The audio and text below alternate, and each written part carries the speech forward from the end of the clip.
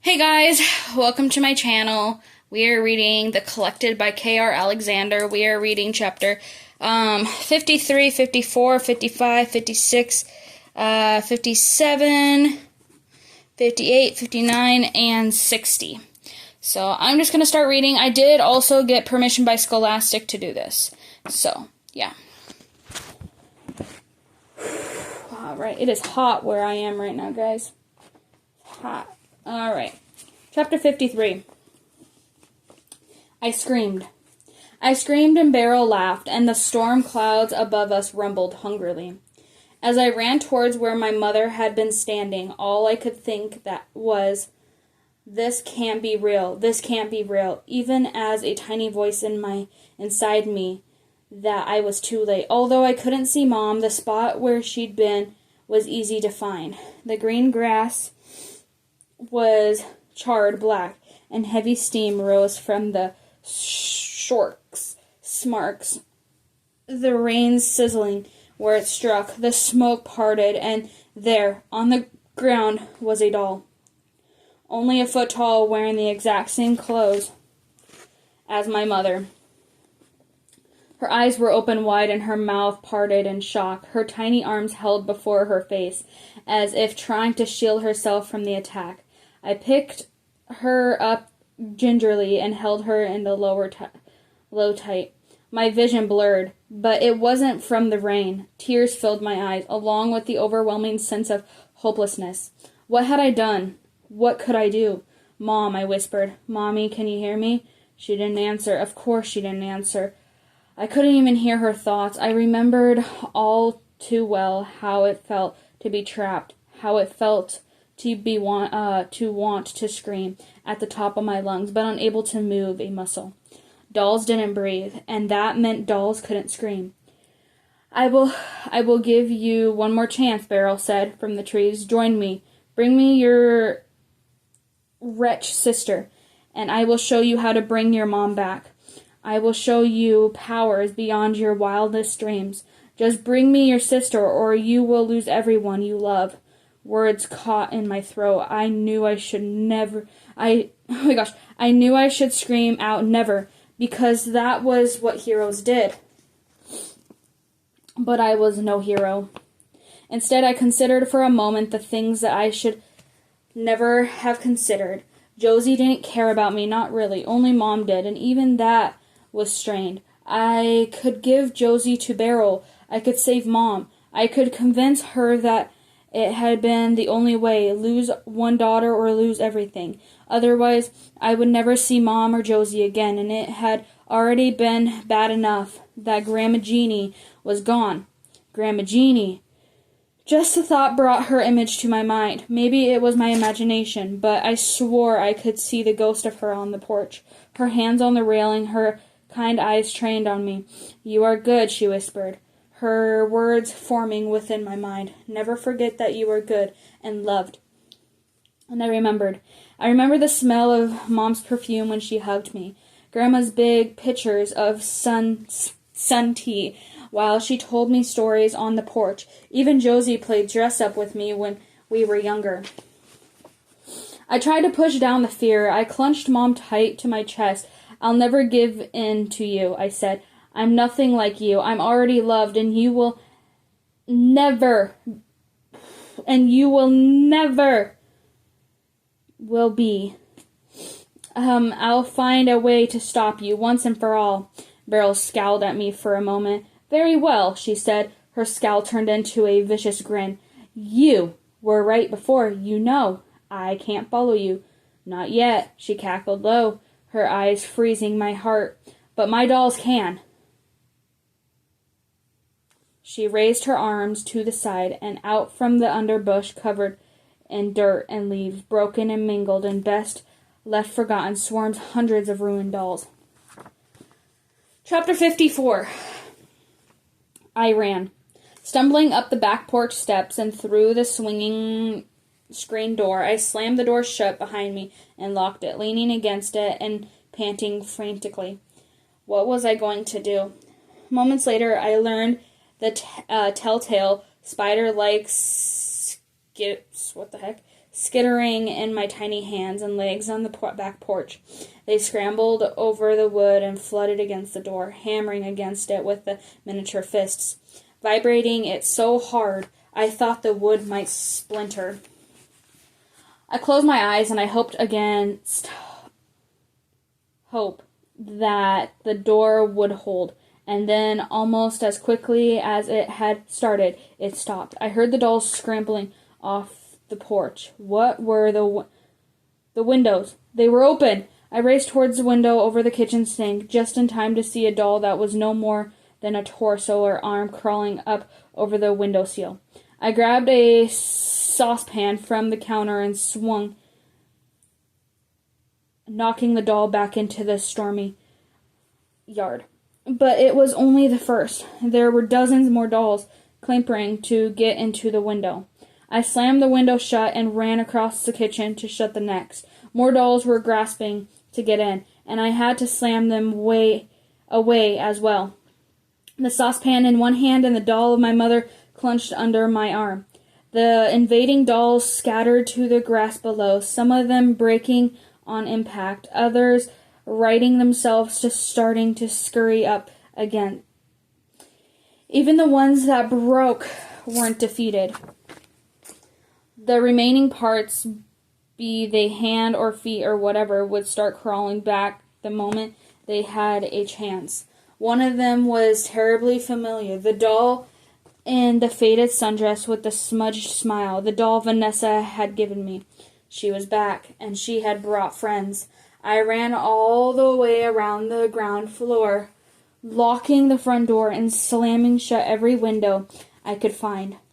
The living room was filled with the trembling screeching of porcelain fingers on glass. Worse than nails on the chalkboard, worse than anything I had ever heard in my entire life.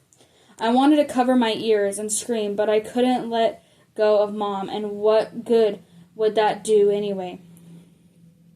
I looked around. The window swarmed with dolls and doll parts, blocking out the little light from outside. But I was safe in here. I'd closed all the windows, and that's when I heard it. A thud, a roll, a giggle, coming from above me, coming from my room.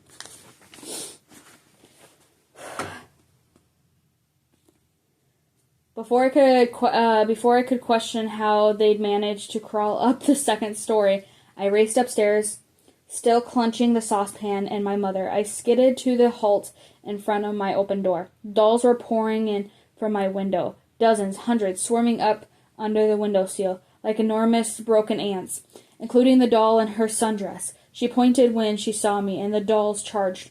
I slammed the door shut with a scream. For a moment, I just stood there, panting, hoping that Josie had followed the rules and kept the windows in her room shut. Tiny fists slammed on my closed door, demanding to be let out. I squeezed my eyes shut, tears forming at the corners. I was trapped. No one was coming to save me. And then the doll clasped its tiny arm around my calf. I screamed. Chapter 55. I shrieked and I kicked the doll off me, tossing the saucepan in my terror. This doll was more intact than the rest, though half of its face was missing, and its glass eyes has rolled to the back of its head. It skidded across the floor before righting itself and running back at me with a slight scream. I ran too, but not fast enough. I raced down the hall to Grandma's bedroom, only to see dozens more dolls pouring out of the doorway from Mom's room, the last room before Grandma's. I leaped over them, trying to kick them away, and raced into Grandma's room. I tried to slam the door shut behind me, but the dolls were fast, too fast. They scurried in right behind me, scuttling over the floor with a clack-clack noise that sounded like angry crabs. I raced to the secret room where I'd hidden Josie away. The dolls followed.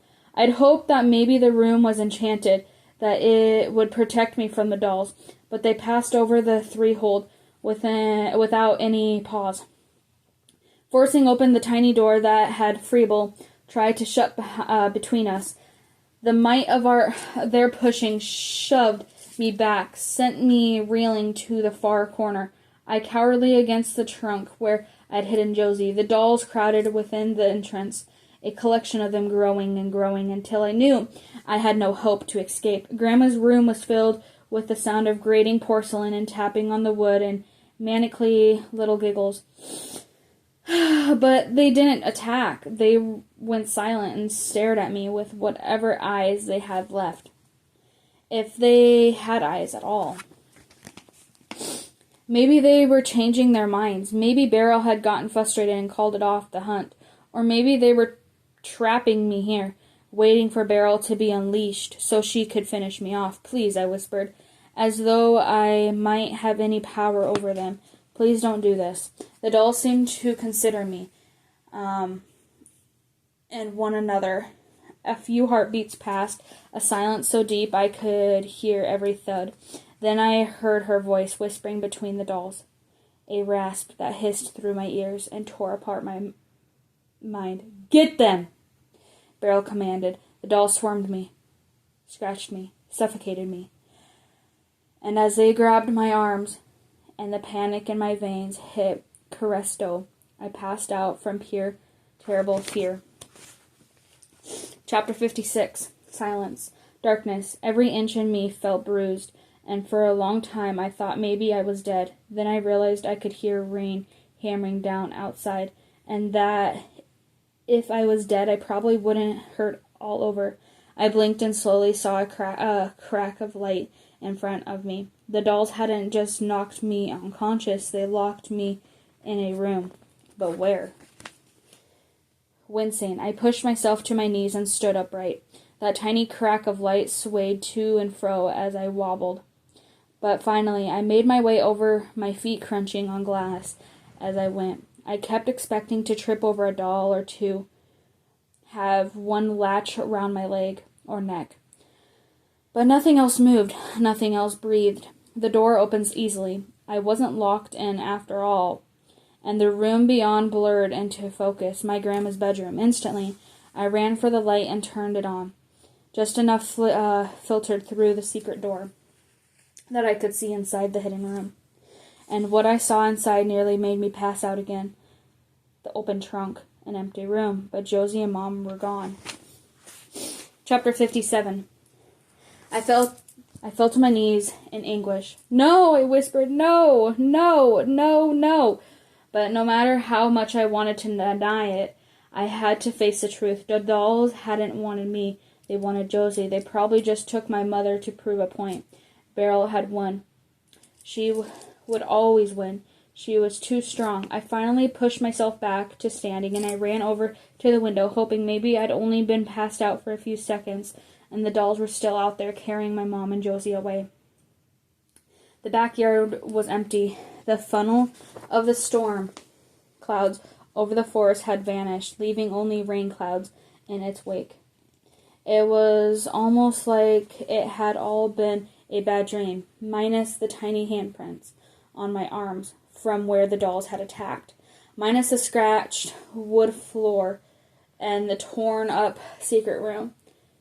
The dolls had taken everything. Wait, I turned from the window and went back into the secret room. Maybe. Yes, Grandma Jeannie's book was still on the trunk. A few of the pages had been ripped out and scattered to the floor, but the majority of it was intact, with a small fleeting bubble of hope. I grabbed the book and brought it into the light of the bedroom. I flopped down on the bed, opened the book before me. Please, Grandma, I whispered. I don't know how to defeat her. I need to know how to save Josie and Mom. Please help me, please. Just then, a breeze filtered through the room. I looked up and around, but the windows in her room were closed, and so was the door to the hall. That's when I smelt her perfume, and I felt a curious, comforting warmth at my side. I glanced over, hoping maybe I would see her sitting at the edge of the bed, a knowing smile of her face. But of course the room was empty. Even after everything that had happened, Grandma Jeanie was still gone. At least her body was. Her spirit, I knew, was with me. Grandma, I said. My voice almost sobbed. Please. They took Josie and Mom.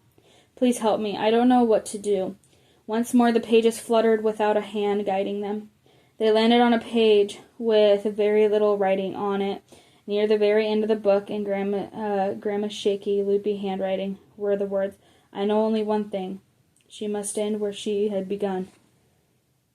Nothing else. I flipped the page open, but there was nothing after it. All the following pages were blank. I made an exasperated noise in the back of my throat. It was a tiny bubble of hope popped. This was the last of Grandma Jeannie's knowledge, and it didn't help one bit. Chapter 58. It felt like I should gear up for some big showdown, but I had no magical potion or scrolls, no armor or sword. I only had myself and a flashlight and the words Grandma Jeanie had left for me, and the lingering hope that would be enough.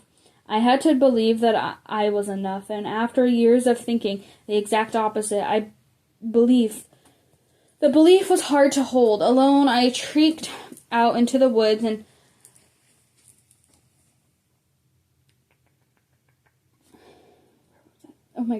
I trekked out into the woods, the flashlight cutting through the gloom. Even though it was barely evening, the sky was dark and heavy. It was getting harder and harder to see.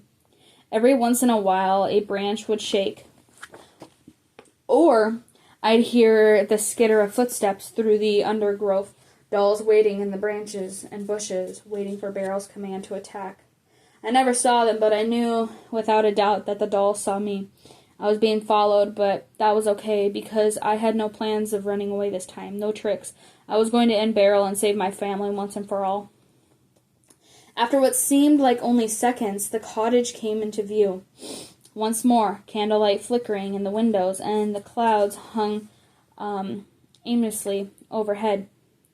But now a thin trail of smoke curled up from the chimney, and the unmistakable scent of chocolate chip cookies waved over the front yard. I stared for a long time at the front door, which was wide open, as if waiting, as if beckoning me in. I had no idea what I was going to do when I got in there. I skimmed Grandma Jeannie's book, but there wasn't anything useful. She hadn't known how to stop Beryl either, which meant I had to do what she could not.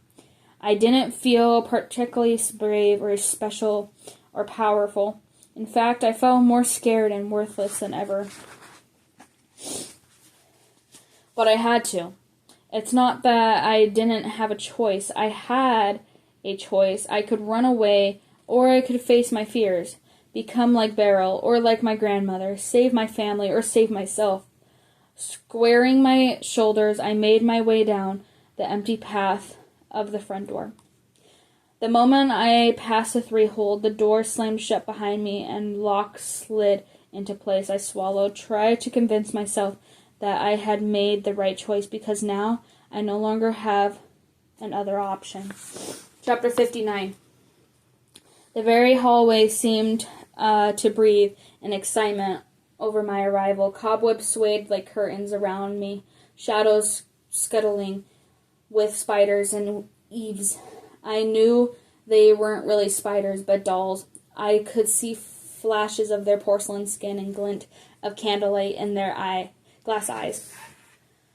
Light beckoned at the end of the hall, a silver of orange like slice beneath the closed door of the kitchen. A shadow passed over the light, impossibly large and automosis. I knew where Beryl was waiting. My feet creaked on the floorboards as I made my way, but nothing sprang out to attack. Even the dolls waiting in their rafters stayed out of sight. I could hear them whispering, though, could feel their words like cobwebs across my skin. They knew I was doomed, knew I wasn't going anywhere but straight into Beryl's clutches. They were excited. I reached out and pushed the door open. Whereas the rest of the house was dusty and crumbling, the kitchen was impeccably clean. Candles and oil lamps flickered on every surface, reflecting off the steel pots and pans and ladles that hung from the great rack of the ceiling in the center of the room. A great table lay below the rack, and on the rest of the two dolls, Mom and Josie. I took a step forward, but the moment I moved, the shadow along the side of the wall shifted, turned, revealing Beryl, who hovered meaninglessly beside the open oven. Even from here, I could feel its heat. Ah, Beryl said, her lips slitting wide. Just in time for dinner. She waved her hand, and the door behind me slammed shut and locked, making me yelp in shock. She stepped towards the kitchen table, and I took a step towards it as well. I had no doubt that my mother and Josie were on the menu, and I refused to let her harm them. I'm not here for dinner, I said. Trying to summon what little courage I had. I'm here to save my family. Beryl just chuckled. Stupid child. Have you not realized that you stand no chance against me? She raised her arms to the sides. Shadows and small streaks lightning swirled around her toweled fingers. I have powers you could only dream of. Powers that would have been yours had you not chosen to betray me. Now you receive nothing, she sneered, pointing one finger at my chest. Now you will become like them. Lightning flashed from her finger. I ducked just in time to avoid it. Falling to my hands and knees, I hurried between the table. But it's not like I thought I could hide from her. What am I doing? I thought. I can't take her. She's far too powerful. I didn't have long to think. Seconds later, she reached under the table. Her black eyes pinned me to the tile, and her sharp teeth glinting in a terrifying grin. You're only delaying the inevitable. Come on, child. It only hurts a great deal, and you've already been a doll once before. Returning will be so easy. She grabbed my arm on instant. I reached out as well. My finger latched into the locket around her throat. Instantly, my vision exploded in stars, and the room flashed from sight. Chapter 60. Sparks danced, and when they settled, I was still in the kitchen, but not in the kitchen as I knew it. Everything in here looked dated, but new. From the avocado-colored fridge to the ancient oven, pots and pans were mincingly arranged along the spice rack in large ceramic canisters, and even the wooden bread box. Where was I? Or rather, when was I? The monstrous barrel was nowhere to be seen, but I was far from alone. Two girls sat on the chairs at the table before me, one with lank black hair and a hunched posture, and other in the pretty blue dress and curled in her hair. Each of them had backpacks by their feet. They were both facing away from me, but I could hear them clearly. Are you sure she wasn't feeling well? The girl in the blue asked. Yes, grumbled the other girl. She wanted to stay home, but she was feeling fine this morning. I said she was feeling ill, yelled Hutched girl. Now, did you want to play together or not? You're always so grouchy, said the blue girl. But yes, I want to play. Let's play house. My parents got me a new doll. She reached down into the backpack at her feet to pull out a fancy porcelain doll.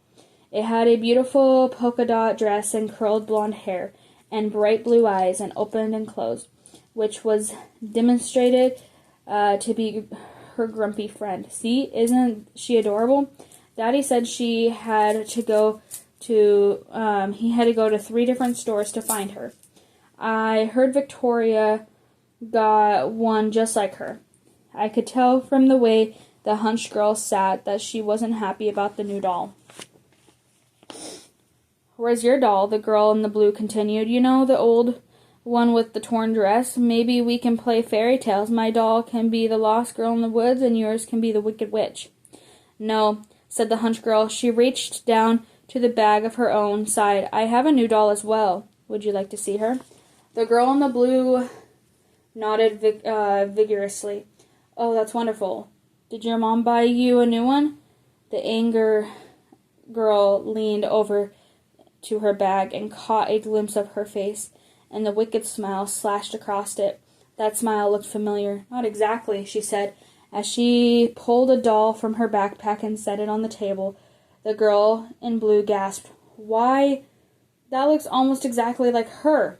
She looked at her friend. Her expression turned to one of her fear of disbelief. No, that isn't. It can't be. The anger girl stared to laughter, a cackle that didn't seem to fit her young body at all. The girl in the blue stood and pushed her chair backward. She dropped her doll in her haste, and it trombled to the floor and scattered. Neither of them seemed to notice or care. "Beryl, you didn't," said the girl in the blue.